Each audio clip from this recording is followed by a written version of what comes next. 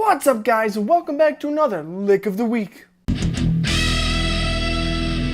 This week's lesson is about something you guys have been asking for a little bit now.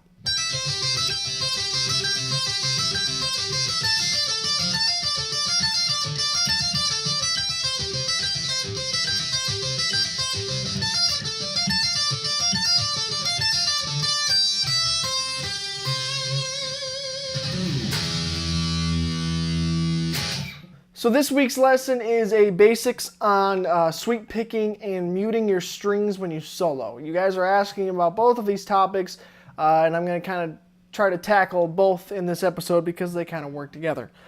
Because when you're playing something up here, you don't want these strings ringing out or anything, so that's why it kind of ties together. So just to give a general basic terms of what sweep picking is, it's a very fluent way to play arpeggiated runs in the most fluent way possible. It's not like alternate picking where you're going back and forth and back and forth, back and forth. Let me just move my camera down here so you guys can see better. Basically, what it is when you're sweep picking, your hand's going to look like this.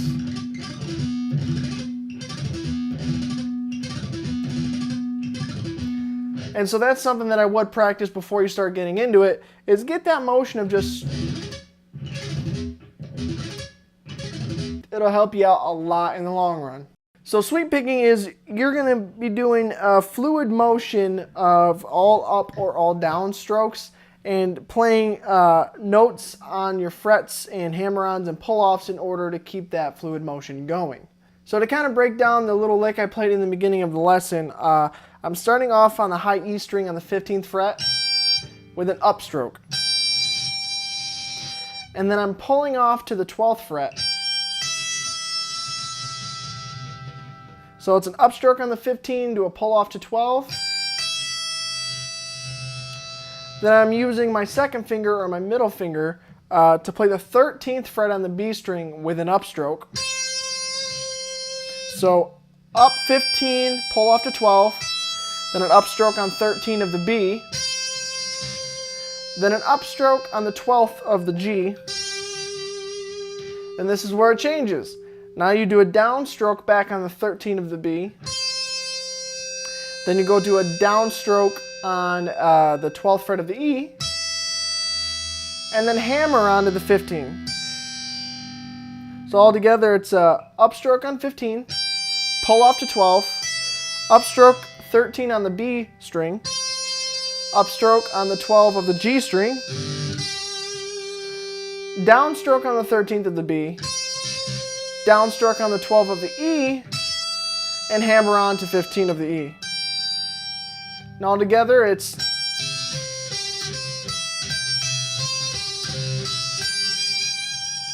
and once you get fast at it, you want your wrist to look something like this.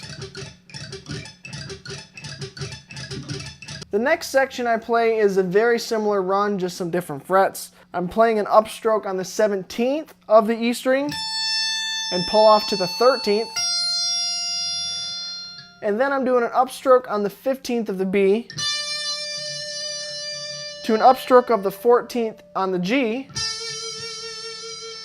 downstroke on the 15th of the B,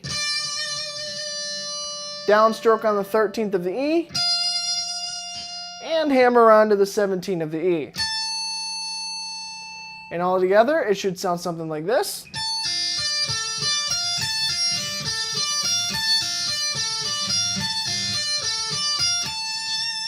And eventually, you'll work to put those two arpeggios together.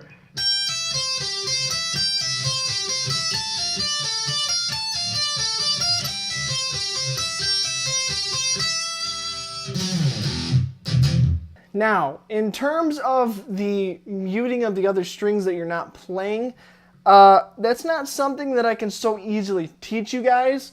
I can kind of give you the general premise of how to do it, but there's no like, oh, you play the 5th fret type of thing to show you, because it just kind of comes with feeling. It's not like palm muting where you can, know the difference between playing open and then, bam, you put your palm by the bridge and you're all of a sudden chuggy. It's kind of a feeling, because your hand changes and your hand will move and adapt to mute the strings. Much like how when you're learning like bar chords and open chords and stuff, when you're playing them, you learn to touch your fingers to strings that you don't want to ring out,